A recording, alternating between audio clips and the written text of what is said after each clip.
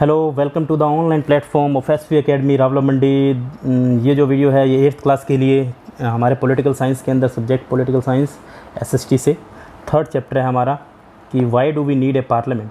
हमें पार्लियामेंट की ज़रूरत क्यों है, हमारे इंडिया के अंदर क्यों ज़रूरत है पार्लियामेंट की। विदाउट ए पार्लियामेंट है जो हमारी डेमोक्रेसी है वो रन ही नहीं कर सकती है। किस तरह से हम पार्लियामेंट्री जो डेमोक्रेसी है उसका होना बहुत ज़्यादा ज़रूरी है। अगर पार्लियामेंट नहीं है तो किस तरह से जो रूल रेगुलेशन है वो किस तरह से वर्क कर सकते हैं। तो देखिए, पार्लियामेंट का मीन आपको पता है कि if you talk about in India there have a indirect representative democracy in India and indirect representative parliamentary democracy भी जिसे कहते हैं। पार्लियामेंट का मीन होता है where have 2 house like that Lok Sabha and the Rajya Sabha where the president and the prime minister both work together. Lok Sabha और राज्यसभा 2 होते हैं। हमारे इंडिया के अंदर क्या है, बाइकैमरल सिस्टम है, मतलब लोकसभा राज्यसभा दोनों हैं, इसे ही पार्लियामेंट्री सिस्टम कहा जाता है। तो चलो स्टार्ट करते हैं। We in India pride our selves on being a democracy. हमें अपने आप पे गर्व है कि हमारे यहाँ पे डेमोक्रेटिक रूल है। Here we will try and understand the relation between the ideas of the participation in decision making and the need of the old democratic government to have the constant of their citizens. It is these elements that together make us a democracy and this is the best expressed in the constitution of the parliament. In this chapter we will try to see how the parliament enables citizens to India to participate in the decision making, the control the government, thus making the most important symbol of Indian democracy and the key feature of the constitution. देखिए, हमारे India के अंदर constitution के अंदर क्या है, adult franchise है जिसके थ्रू क्या every person has the right to cast their vote according to their description in the parliamentary system of government. Adult franchise who has been the age of 18 or above and the identification and the ID card, voter ID card, they can vote with his discretion. So there have a parliamentary system जहाँ पे क्या है हमारे constitution का ये की features भी है। देखिए, वाई शुड पीपल डिसाइड, लोग क्यों डिसाइड करें। India as we know become independent on the 15 August 1947. Preceding that was a long and the difficult struggle in which many sections of the society participated. आपको पता है कि हमारा India 15 August 1947 में free हो गया था। बहुत सारा लंबा स्ट्रगल हमारा चला, बहुत सारे सेक्शन थे जिन्होंने पार्टिसिपेट किया। पीपल फ्रॉम वेरियस बैकग्राउंड, अलग अलग बैकग्राउंड से थे, उन्होंने स्ट्रगल में पार्टिसिपेट किया। वो इंस्पायर हुए आइडिया से, फ्रीडम से, इक्वालिटी से, participation in the decision making, उन्होंने भाग लिया इसमें। Under colonial rule the people had lived in the fear in the British government के फियर में हमेशा रहे वो, और वो एग्री भी नहीं हुए कि बहुत सारे डिसीजन हैं उनको लेने थे। But they faced grave danger in the if they try to criticise this decision. अगर उनको क्रिटिसाइज भी नहीं कर सकते थे, बहुत सारे डिसीजन थे जो लिए गए थे। The freedom movement change this situation, इस सिचुएशन को चेंज कर दिया था हमारे फ्रीडम मूवमेंट ने। The nationalist began to openly criticise the British government, वो ओपनली क्रिटिसाइज भी करने लगे थे। And make demand as far back as the 1885 Indian National Congress जो डिमांड किया उन्होंने कि वहाँ पे भी इलेक्टेड मेंबर जो है लेजिस्लेटिव की क्या है वहाँ पे राइट होना चाहिए, बजट पास करने के लिए भी क्वेश्चन होना चाहिए। जो गवर्नमेंट है इंडिया की 1909 के अंदर उन्होंने अलाउ किया कि अधिकार होना चाहिए वोट कास्ट करने का। While their early legislature under the British government were in response to the growing demand of the nationalist, they did not allow for the adult for vote nor could people participate in the decision making. तो participate भी वो नहीं कर सकते थे। तो ये बहुत ही बड़ा प्रॉब्लम थी हमारे इंडिया के अंदर। As you read in the first chapter the experience of the colonial rule as well as the participation of the different people in the struggle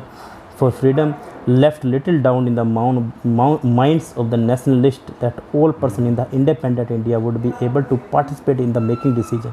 देखिए, पहले हमने पढ़ा था कि इंडिया के अंदर क्या पार्टिसिपेशन करना बड़ा ही टफ काम था, पहले नहीं होता था। But after the constitution came in effect then every person has the right to cast their vote. Independent judiciary बनी, India would be able to participate in the making decision.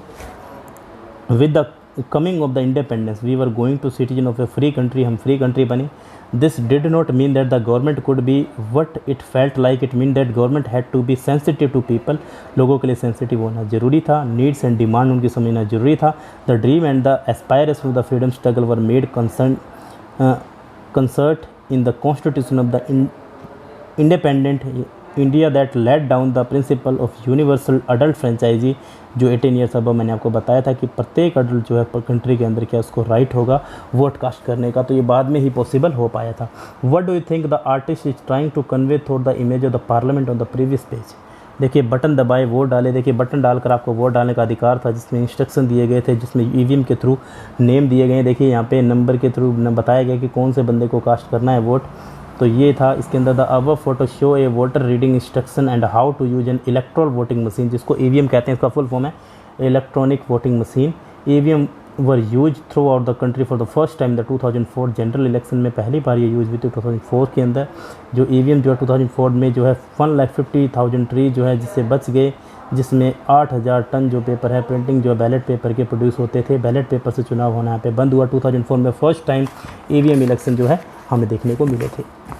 तो ये भी एक बहुत बड़ा अचीवमेंट था। Give one reason why you think there should be universal adult franchise, हमारे यहाँ पे क्यों जरूरी है? Because like that in India there have a age of 21 years age of the boy and 18 years of the age of girls to marry with each other and there have a right to vote after the 18 years age. When आपका जो voter ID card बन जाता है तब हमें जरूरत पड़ती है। Do you think there would be any different in the class monitor was selected by the teachers और elected by the students? People and their representative, उनके पीपल्स उनके रिप्रेजेंटेटिव हैं, उनके बारे में अपने बात करते हैं। The take off point for a democracy is the idea of the constant the desire, approval and the participation of the people. It is the decision of people that create a democratic government and decide about the functioning. The basis idea of the kind of democracy is that individual of the citizen, the most important person, and that is principle of the government as well as other public institutions need to have the trust of the citizen. देखिए ये सबसे बड़ा जो decision है, जैसे कि आपने कहते हैं जो लोगों द्वारा क्रिएट होता है, जो गवर्नमेंट होती है वो according to the people work करती है, क्योंकि वो सारे के सारे रिस्पॉन्सिबल होते हैं गवर्नमेंट जो होती है। How does the individual give approval to the government? The way of doing so as you read is through elections people would elect their representative to the parliament. Parliament के अंदर लोगों को ये राइट मिलता है कि आप अपने अकॉर्डिंग कोई भी पर्सन है उसको सिलेक्ट कर सकते हो। Then one group from among these elected representative from the government, the parliament which is made up the representative together control and guide the government. In this sense people through their chosen representative form of the government also control it, इसको control भी कर सकते हैं। तो ये power मिलती है हमारी डेमोक्रेसी के अंदर, डेमोक्रेसी के थ्रू हमें अधिकार मिलता है। ये जो फोटो है दिखाई गई है show election stuff using on elephant to carry polling material and EVM to polling station located in the different terrain region के अंदर भी कैसे यूज़ किए जा रहे हैं। यहाँ पे फोटो दिखाई गई है एलिफेंट पे बैठे हुए हैं। तो देखिए the above idea of the representation has been important theme in your class 6th and the 7th social and the political life text book के अंदर थी। You are familiar with how representative are chosen in the different level of the government, कैसे चुने जाते हैं इनके बारे में आपको पता ही होगा कि प्रत्येक सेक्शन के अंदर जो है जैसे प्रेसिडेंट डायरेक्टली इलेक्ट नहीं होता, prime chief minister directly elect ना होकर एमपी और एमएलए सेलेक्ट किए जाते हैं, वैसे use the term constituency and the represent and to explain who an MLA and how the person get elect. देखिए एमएलए होता है मेंबर ऑफ लेजिस्लेटिव असेंबली, जिसे लेजिस्लेटिव असेंबली यानी कि जो स्टेट के अंदर होते हैं उसको हम डायरेक्टली वोट करते हैं। जैसे अपने बात करें हमारा अनूपगढ़ लेजिस्लेटिव असेंबली एरिया लगता है और अनूपगढ़ में जैसे हमारे संतोष बावरी जो हैं वो हमारी एमएलए हैं। तो इस तरह से हमारे 200 एमएलए एरिया है, मतलब member of legislative assembly area है हमारे राजस्थान के अंदर, जिसमें से 1 सीट जो है वो एंग्लो इंडियन होती है जिसे गवर्नर सेलेक्ट करता है। बाकी 199 सीट पे डायरेक्टली इलेक्शन होते हैं। After the full majority of the 100 seats कोई भी पर्सन जो प्री डिसाइडेड चीफ मिनिस्टर होता है उसे सिलेक्ट कर लिया जाता है। Discuss with your teacher the difference between the state legislative assembly Vidhan Sabha and the parliament. देखिए पार्लियामेंट की अपने लोकसभा की बात करें तो लोकसभा जो है सेंटर में होती है। सेंटर में लोकसभा जो है एक प्रकार से लोकसभा का हेड प्राइम मिनिस्टर होता है और सेंटर में जो लोकसभा के जो मेंबर होते हैं वही काउंसिल ऑफ मिनिस्टर के मेंबर बनते हैं। 15% मेंबर लोकसभा जो होती है सेंटर के अंदर क्या है सबके लिए रिस्पॉन्सिबल होती है। वैसे ही स्टेट के अंदर लेजिस्लेटिव असेंबली होती है, विधानसभा जो स्टेट के लिए रिस्पॉन्सिबल होती है और इसका हेड चीफ मिनिस्टर होता है। From the list below identify work of the state government that is central government and जो स्टेट और सेंट्रल गवर्नमेंट के काम है उनके बारे में देखते हैं अपने।